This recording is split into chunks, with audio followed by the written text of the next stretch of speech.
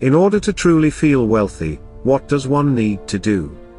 Even millionaires do not consider themselves to be wealthy. Here's some advice on how to avoid falling into the trap of never being satisfied with your current situation.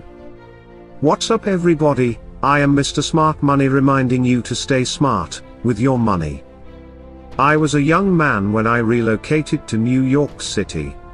I worked 3 jobs to make ends meet during my first year and didn't earn more than $25,000 in total.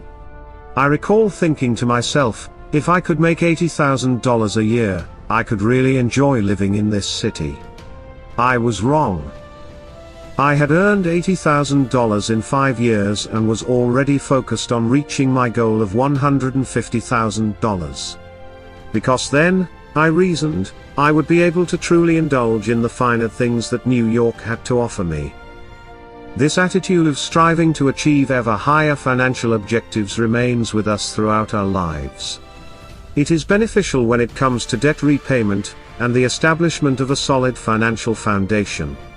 However, it raises the question of how much money is truly sufficient to make one feel wealthy.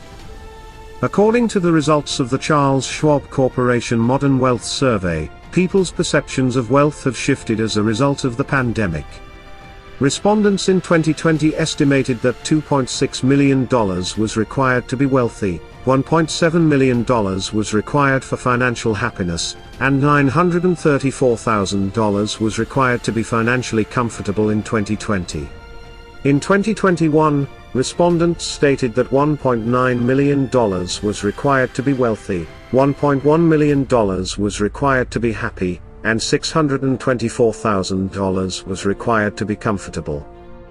According to a Bloomberg analysis from 2020, to be in the top 1% of earners in the United States, you must have a pre-tax income of approximately $500,000, though this varies by region. Even becoming a member of the Double Comma Club isn't enough to convince most people. According to a 2019 survey by Ameriprise, only 13% of people with $1 million or more in assets believe they are financially successful. The point is that what it takes to feel wealthy is a moving target that changes constantly.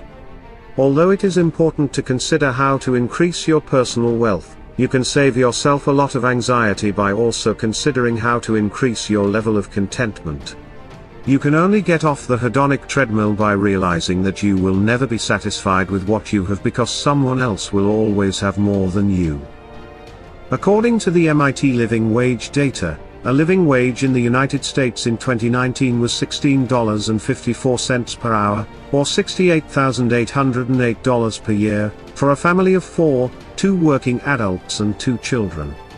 According to the Bureau of Labor Statistics, the living wage in expensive metropolitan areas such as New York and San Francisco has increased to $94,000. There is a significant difference between earning enough to live comfortably and living the lifestyle of your dreams. To begin thinking about feeling wealthy, first establish a specific baseline income that will allow you to live the life you want, within the limits of what is realistically achievable. This will change over time as your circumstances change.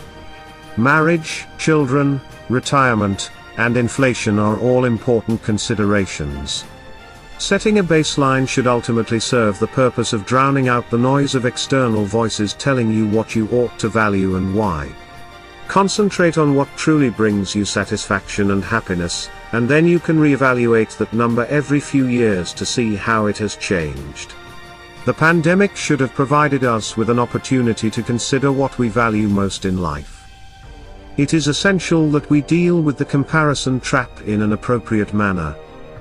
Anytime I reached a significant milestone in my salary or net worth, the dopamine rush would quickly fade after seeing other people's income and net worth posts on social media and personal finance blogs, which was common at the time.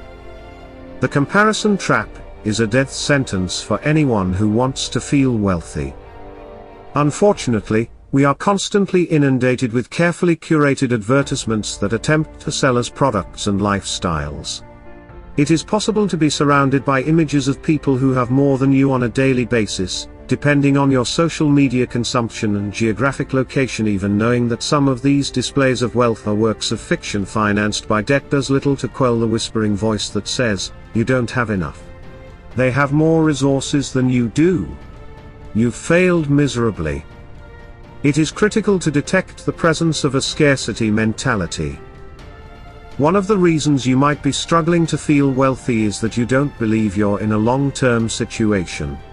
Scarcity mentalities can manifest themselves in a variety of ways, but one that is particularly prevalent in the financial world is a persistent, underlying fear that everything will be taken away one day, despite overwhelming evidence to the contrary. There are a variety of factors that contribute to the development of this mentality, ranging from how money was perceived and dealt with in our childhoods to whether or not we entered adulthood during a financial crisis. The fear that financial security, let alone wealth, will not last can be a significant factor in our obsession with accumulating ever-increasing amounts of wealth. In addition, what begins as a form of protection can quickly turn into an obsession. Getting a handle on your scarcity mentality may require some good, old-fashioned financial therapy, but one actionable step you can take is to make sure you're properly insured and prepared for any financial ramifications.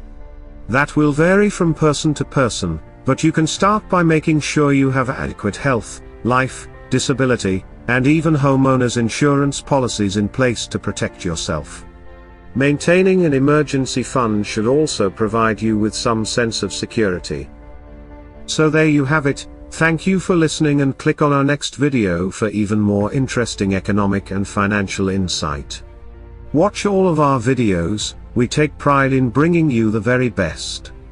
You may not agree with me completely, so let me know in the comments.